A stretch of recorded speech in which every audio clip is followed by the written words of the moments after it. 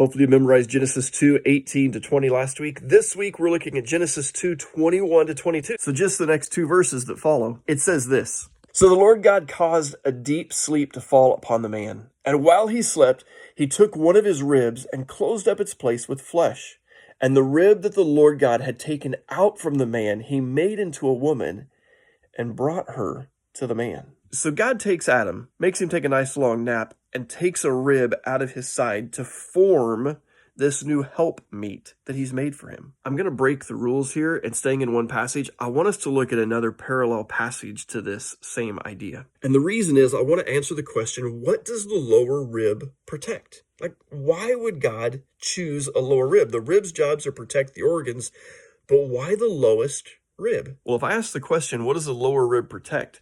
You ought to be saying your guts. All right? It doesn't protect your heart. It doesn't protect your lungs. It kind of protects your liver, I guess, but it really protects your guts. So what do the guts have to do with anything anyway? To Americans, it means almost nothing. But to the Jews, there was incredible significance in your guts. Think about the story for a second of the Good Samaritan. Right? The Good Samaritan, he sees this man who's befallen the robbers, and it says that he had compassion on him. That word compassion, by the way, is splagna. Splagna, right?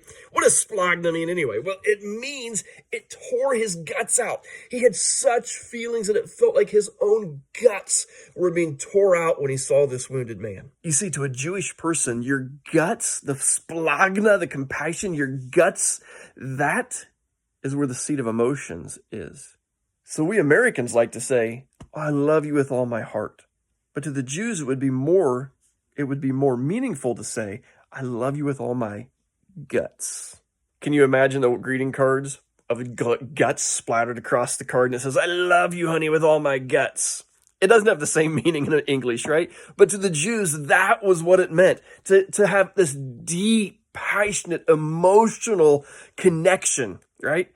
Guys, are you protecting the center of your wife's emotions, her splagna, right? Her guts.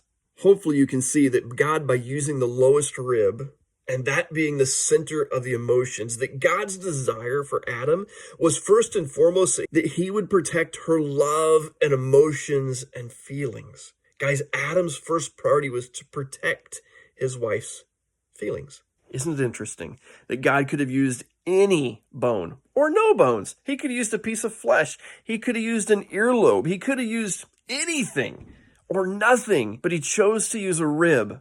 I think we got to meditate on why that is and what that means. Our primary responsibility over our wives is. How are we protecting what that lower rib was symbolized to protect? Men, your first job is to guard the guts, the heart of your wife, the center of her feelings, emotions, her well-being. And so guys, this week, I want you reading Genesis 2:21-22 every day. See if you can memorize it. If you put the last 3 verses from last weekend, you got 5 verses now you've memorized so far, and we're only like 3 weeks into 2025. As you're memorizing that, I also want you to ask, what needs to change in my life and in my family to move to a place where I am guarding my wife's emotions and her feelings, where I am protecting her heart. Guys, if you're being rough with your wife, if you're being emotionally distant, if you are being harsh in any way, you are not doing what God made you to do. You are supposed to protect your wife's heart. Well, her guts. So this week, guys, I hope that you will pray through, how do I be more tender, compassionate, loving, and how do I guard my wife's heart, her guts? I love you guys, and I know you're going to work hard this week to find ways to protect your wife's heart. Be soft, be gentle, speak kindly and lovingly to her, guard her emotions. I love you. We'll see you next week.